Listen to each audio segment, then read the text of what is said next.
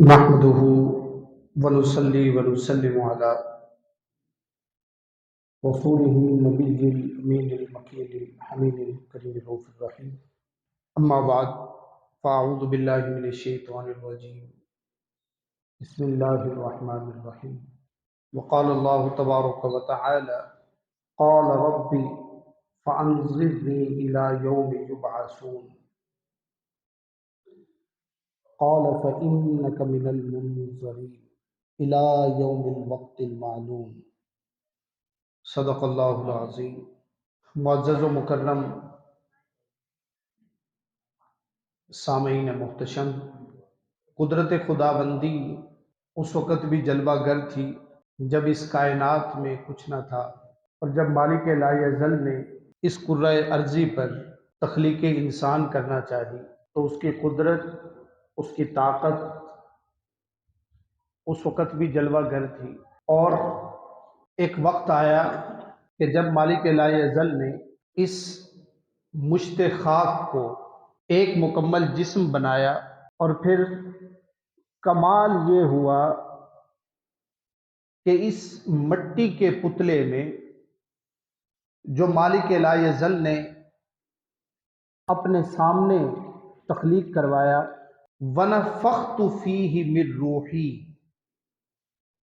اور اللہ نے اپنی عظمتوں والی، اپنی طاقتوں والی، اپنی قدرتوں والی روح اس بندے کے اندر پھونک دی. اس کے بعد یہ مٹی کا پتلا نہ رہا، بلکہ ایک کامل انسان لبادہ بشریت میں آ گیا. اور اللہ رب العزت نے اس پورے سکیچ کو کریٹ کر کے، بنا کے یہ کہا کہ انی جاعل فی الارض خلیفہ، کہ اے میری ساری مخلوقات سن لو، یہ جس کو میں نے اپنے ہاتھوں سے بنایا ہے نا، اور اس میں اپنی روح پھونکی ہے، یہ کوئی عام شے نہیں ہے، یہ کوئی عام شخصیت نہیں ہے، یا یہ کوئی عام مخلوق نہیں ہے جو اس سے پہلے اس کائنات کے اندر مخلوقات کی طرح ہو، بلکہ انی جاعل فی الارض خلیفہ، یہ میرا خلیفہ ہے، یہ میرا نائب ہے. پھر اللہ رب العزت نے فرشتوں کو حکم دیا کہ اب تمہارا کام اس کی اتباع کرنا ہے. میری طرف سے حکم ہے کہ تم اس بابرکت ہستی کو سجدہ کرو. تو سارے کے سارے سجدے میں گر گئے، صرف ایک نے انکار کیا، اور جو انکار کرنے والا تھا سجدے سے، اللہ نے اس کا نام شیطان رکھا، ابلیس کہا گیا، اس کو رجیم کہا گیا. آج کی یہ ساری گفتگو یہاں سے آگے کی ہے. آگے بڑھنے سے پہلے یہ ایک مکالمہ ہے جو سورہ صاد کے اندر ذکر ہوا. آگے بڑھنے سے پہلے یہ بات ذہن نشین رکھ لیجئے کہ شیطان اللہ رب العزت سے ہم کلام ہے، اللہ کے ساتھ بات کر رہا ہے. ابھی میں آگے آیات پڑھوں گا تو آپ کو سمجھ آ جائے گی. تو یاد رکھیے کہ یہ جتنی گفتگو ہے یہ کسی فرشتے کے واسطے سے یا اور کوئی اللہ رب العزت کا سورس ہوگا جس واسطے سے یہ گفتگو ہو رہی ہے. بلا حجاب اور بلا واسطہ گفتگو یہ فقط محمد عربی صلی اللہ علیہ وسلم کو اس کائنات میں نصیب ہوئی. اس کے علاوہ کسی اور کو یہ مقام حاصل نہیں ہے کہ اللہ سے بلا حجاب اور بلا واسطہ گفتگو کر سکے. اللہ کے نبی ہیں موسیٰ علیہ السلام، ان کو لقب بھی ملا ہے کلیم اللہ کا، اللہ سے کلام کرنے والا. ان کے لیے بھی ضروری تھا کہ وہ کوہ طور پر جاتے، کوہ طور پر جا کے اللہ سے فرشتوں کے ذریعے ہم کلام ہوا کرتے تھے. یہ تو فقط آقا کریم علیہ الصلاۃ والتسلیم کو یہ سعادت نصیب ہوئی کہ آپ شب معراج رب ذوالجلال کے ساتھ تنہائی اور خلوت کی کیفیات میں رہے، اور وہاں بلا حجاب دونوں نے گفتگو کی۔ اب آئیے شیطان کی اور رحمان رب ذوالجلال کی آپس میں کیا گفتگو ہوئی، دیکھیے۔ اذ قال ربک للملائکہ انی خالق بشرا من طین، اور اے حبیب مکرم علیہ الصلوۃ والتسلیم، ذرا وہ وقت تو یاد کیجئے جب آپ کے رب نے فرشتوں کو فرمایا کہ میں گیلی مٹی سے ایک پیکر بشریت پیدا کر رہا ہوں، فَإِذَا سَوَّيْتُهُ، پھر جب اس کو ظاہری طور پر سنوار دیا، سجا دیا، بنا دیا، ہاتھ بن گئے، پاؤں بن گئے، ٹانگیں بن گئی، بازو بن گئے، چہرے کے خد و خال واضح ہو گئے، فَإِذَا سَوَّيْتُهُ، پھر وَنَفَخْتُ فِيهِ مِن رُوحِي، پھر اللہ کہتا ہے میں نے اپنی نورانی روح اس پتلے کے اندر پھونک دی، فَقَعُوا لَهُ سَاجِدِينَ، پھر سارے کے سارے فرشتے اس پیکر بشریت کے سامنے سجدہ ریز ہو گئے۔ فَسَجَدَ الْمَلَائِکَہ، سارے فرشتے سجدے کے اندر چلے گئے، کلہم اجمعون، سب کے سب اکٹھے ہو گئے۔ یعنی اللہ رب العزت کے حکم کے وقت روایات میں آتا ہے کہ کائنات میں کہیں پر بھی کوئی فرشتہ تھا تو اللہ کے اس حکم پر وہ سجدے کے اندر چلا گیا۔ اچھا ایک بات یاد رکھیے کہ سارے کے سارے فرشتے سجدہ نہیں کر سکتے۔ کچھ فرشتے ایسے ہیں جن کو اللہ تعالیٰ نے قیام کا حکم دیا ہے، وہ فقط ساری عمر، چاہے وہ سینکڑوں سال ہو، وہ فقط قیام کی حالت میں ہی رہتے ہیں۔ کچھ ایسے ہیں جو رکوع کی حالت میں ہیں تو وہ ساری زندگی جب تک ان کی ہے وہ فقط رکوع کی حالت میں رہیں گے۔ کچھ ہاتھ باندھ کے کھڑے ہیں تو وہ ہاتھ باندھ کے کھڑے ہیں، ان کا اس کے علاوہ کوئی کام نہیں ہے۔ کسی کے ذمے پانی پلانے کی ڈیوٹی ہوگی تو وہ فقط پانی ہی پلائیں گے، اس کے علاوہ ان کا اور کوئی کام نہیں ہے۔ کچھ ایسے ہیں جو قرآن پاک پڑھنے کی جن کی ڈیوٹی لگی ہے وہ فقط قرآن پاک ہی پڑھ رہے ہیں، اور کچھ فرشتے خوش نصیب ایسے بھی ہیں جن کی ڈیوٹی ہوتی ہے کہ وہ خانہ کعبہ کا طواف کر رہے ہوں، وہ فقط خانہ کعبہ کا طواف ہی کرتے ہیں۔ اور ان میں کوئی انتہائی خوش بخت فرشتے ایسے بھی ہیں جن کی ڈیوٹی ہے کہ پیارے آقا کریم علیہ الصلوۃ والتسلیم پہ درود پاک پڑھتے ہیں، ان کا اور کوئی کام ہے ہی نہیں۔ ہزاروں کے حساب سے ہیں جو صبح آتے ہیں پھر شام آتے ہیں، پھر قیامت تک ان کی باری نہیں آتی دوبارہ۔ لیکن یہ حکم ایسا تھا کہ جو جہاں بھی فرشتہ تھا اس کو کہا گیا کہ سجدے میں چلے جاؤ، سارے کے سارے سجدے میں چلے گئے۔ فسجد الملائکۃ کلہم اجمعون، کہ سب فرشتوں نے حضرت آدم علیہ السلام کو سجدہ کیا، الا ابلیس، سوائے ابلیس کے۔ استکبر، اس نے تکبر کیا نور نبوت کا، وکان من الکافرین، اور جو نور نبوت کا انکار کرے، وکان من الکافرین، وہ کافروں میں سے ہو گئے۔ اب یہاں سے یہ تو بالاجماع حکم تھا جو عام طور پر بات ہو رہی تھی۔ جب انکار کیا نا، اب اللہ رب العزت نے اپنی شان کبریائی کے مطابق، اپنی شان کے مطابق یہ سوال کیا، قال یا ابلیس، اللہ نے کہا کہ اے ابلیس، ما منعک ان تسجد لما خلقت بیدی، کہ اے ابلیس تجھے کس شے نے منع کیا ہے کہ تو اس کو سجدہ کرے جس کو میں نے اپنے ہاتھوں سے بنایا ہے۔ اب شیطان ایک ایک شے کا گواہ تھا، ایک ایک شے کو اپنی آنکھوں سے دیکھنے والا تھا. اس کے سامنے وہ سارا کا سارا منظر تھا کہ زمین کے مختلف طبقات سے مٹی اکٹھی کی گئی، مٹی کے اندر پانی ڈالا گیا، اس کو گوندا گیا، اس سے پیکر بشریت بنایا گیا. اللہ رب العزت نے اپنی شان کے مطابق اپنے دست اقدس سے اس پیکر بشریت کو بنایا. پھر اے ابلیس، جب تو ساری چیزوں کا گواہ ہے، ساری اشیاء کو دیکھنے والا ہے، پھر کیا ہوا کہ تو انکار کر بیٹھا؟ تو اللہ رب العزت کے سامنے اس کا حکم توڑ بیٹھا. کیا ہوا؟ استکبرت ام کنت من العالین.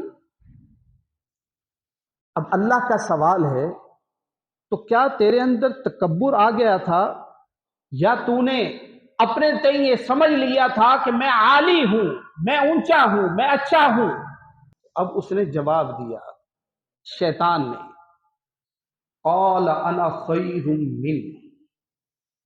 شیطان نے کہا، اے اللہ، میں تو اس انسان سے بہتر ہوں جو تو نے اپنے ہاتھوں سے بنایا ہے. آگے اس کی لاجک دیتا ہے، خلقتنی من نار. اے اللہ، بنانے والا تو ہی ہے، مجھے تو نے آگ سے بنایا ہے. وخلقتہ من طین، اور اس کو مٹی سے بنایا ہے. تو یہ تو ایک سمپل سی بات ہے کہ آگ بلندی پہ جانے والی ہے اور مٹی نیچے رہ جانے والی ہے. تو جو چیز ہے ہی عالی، جو اونچائی کی طرف جانے والی ہو، وہی بہتر ہوگی.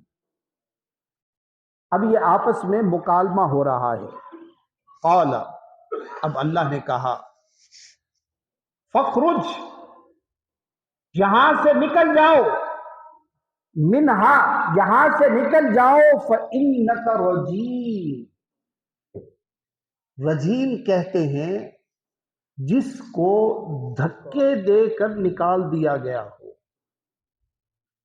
مار مار کر جس کو نکال دیا گیا ہو، اس کو رجیم کہا جاتا ہے. یعنی وہ ایک ہوتا ہے کہہ دینا کہ آپ چلے جائیں، نکل جائیں، اور ایک ہوتا ہے کہ کسی کا بازو پکڑ کے دروازے سے باہر کر کے کہا جائے کہ نکل جاؤ یہاں سے.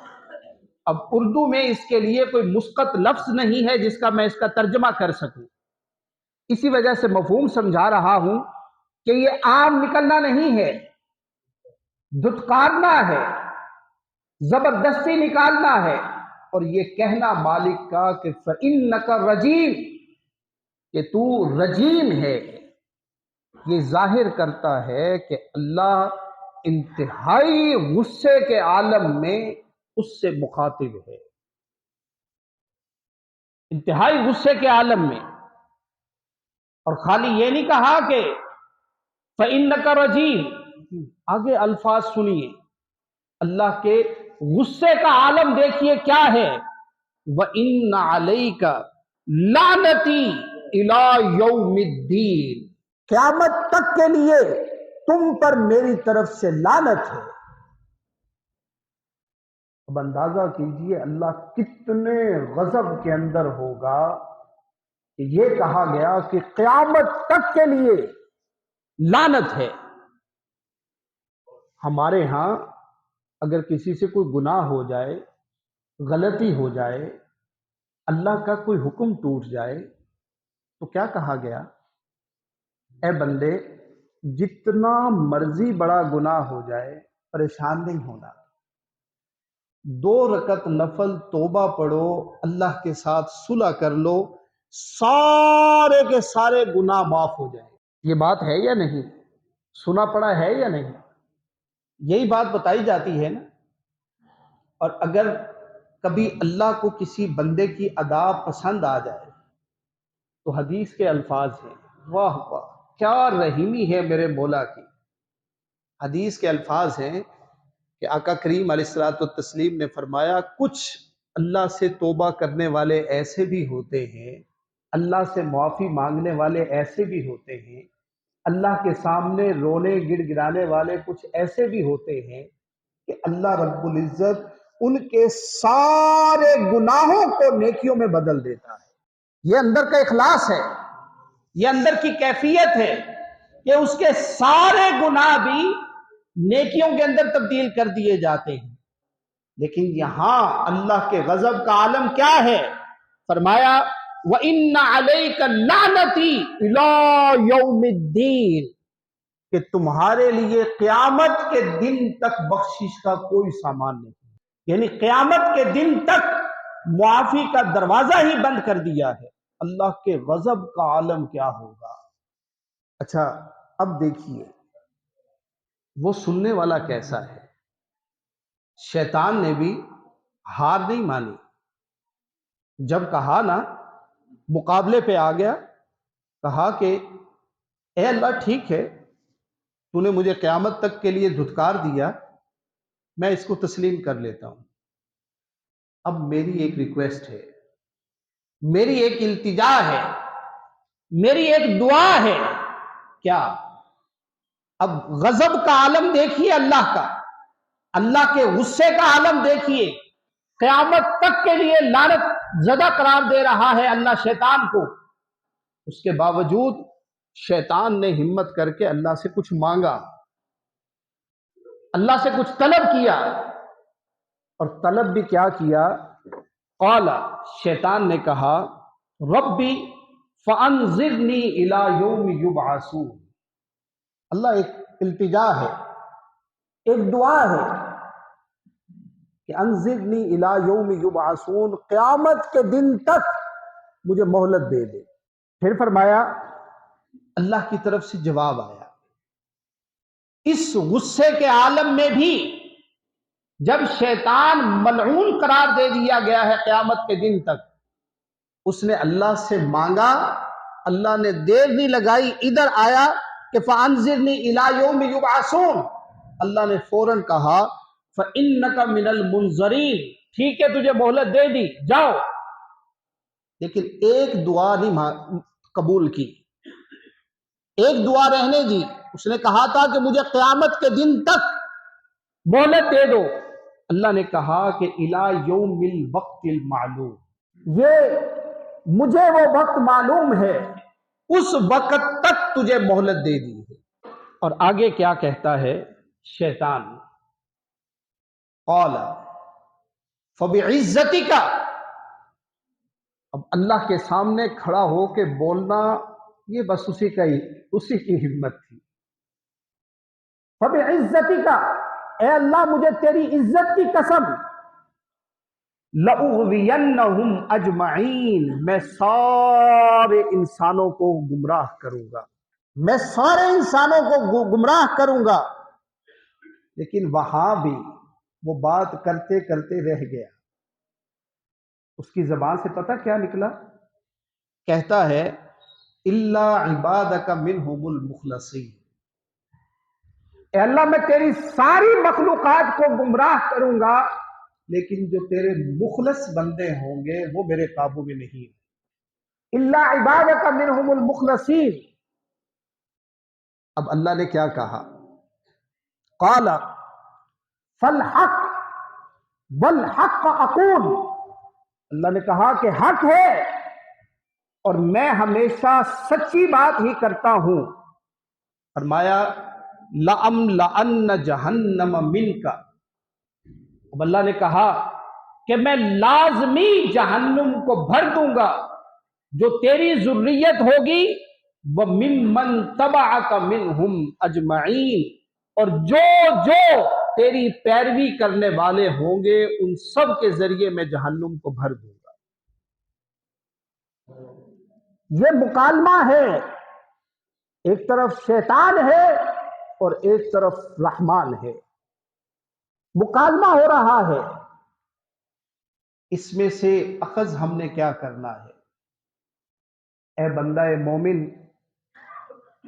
اللہ نے شیطان پر لعنت کر دی قیامت کے دن تک، اس کی زبان سے کچھ کلمات نکلے، انتہائی غصے کے عالم میں قیامت تک اس کو لعنتی قرار دے کر بھی اللہ نے شیطان کی دعا کو، التجا کو، الفاظ کو قبول کر لیا۔ تو اے بندہ مومن، تو کیوں مایوس ہوتا ہے اللہ سے مانگتے ہوئے؟ اللہ تو میرے اور آپ کے لیے سراپا رحمت ہے۔ میرے اور آپ کے لیے تو وہ شروع ہی ہمیں سبق یہ پڑھایا گیا کہ بسم اللہ الرحمن الرحیم، کہ لوگوں اپنے ہر کام میں اس اللہ رب العزت کے رحمان اور رحیم کے نام سے ابتدا کرو۔ تو وہ مالک لا یزل اگر انتہائی غصے کے عالم میں ملعون زدہ شیطان اور ابلیس کی دعا کو، التجا کو، اس کے الفاظ کو قبول کر سکتا ہے، تو اے بندہ مومن تو کیوں مایوس ہوتا ہے؟ تو کیوں مایوس ہوتا ہے کہ اللہ میری بات نہیں سنے گا، اللہ میرے الفاظ کو شرف قبول نہیں بخشے گا، اللہ میری التجاؤں کو رد کر دے گا؟ اے بندے کیوں مایوس ہوتا ہے اس رب ذوالجلال سے؟ جب جب موقع ملے اللہ سے ہم کلامی کیا کریں، اللہ سے گفتگو کیا کریں، اللہ سے مناجات کیا کریں، اپنے دکھڑے اس مالک لا یزل کے سامنے رکھا کریں۔ اور بیشتر مرتبہ میں نے یہ آپ احباب سے تذکرہ کیا کہ اللہ سے محبت کا تقاضا یہ ہے کہ اللہ سے گفتگو کی جائے، اللہ سے اپنی باتیں شیئر کی جائیں، اپنے آپ کو اللہ کے قریب اور اللہ کو اپنے قریب سمجھا کریں۔ اگر کوئی پریشانی آ جائے، کوئی دکھ درد آ جائے، کوئی تکلیف آ جائے، تو اے بندے اپنے آپ کو مایوسی کے گڑھوں میں نہ گرایا کرو، اپنے آپ کو اللہ کے سپرد کر دو۔ یقین مانے، یقین مانے، یقین مانے کہ وہ باری الہ 70 ماؤں سے زیادہ پیار کرنے والا ہے۔ اس کے سامنے اپنے دکھڑے ہوئے، اس کے سامنے اپنی پریشانیاں رکھیں۔ اور پتہ ہے یہ کیوں کہا گیا کہ 2 رکعت نفل حاجت پڑھ کے پھر اللہ سے ہم کلامی کیا کریں؟ کہ جب بندہ نفل میں سجدے کے اندر جا کے اپنا سر اللہ رب العزت کی شان کے مطابق اس کے سامنے سر تسلیم خم کر دیتا ہے، تو پھر اللہ کی رحمت کے دروازے کھل جاتے ہیں۔ تو اللہ کو اپنے قریب سمجھتے ہوئے اللہ سے ہم کلامی کیا کریں۔ وہ مالک لا یزل اگر شیطان کی دعا کو عالم غضب میں رد نہیں کرتا، تو اے بندے یقین رکھ وہ آپ کی دعا کو بھی کبھی رد نہیں کرے گا۔ اللہ سلامت رکھے، اپنے حفظ و امان میں رکھے، اپنے نیک بندوں کے اندر ہم کو شامل رکھے جن کے اوپر شیطان کا کوئی بار نہیں چلتا۔ آمین بجاہ نبی الکریم۔ والسلام علیکم ورحمۃ اللہ وبرکاتہ۔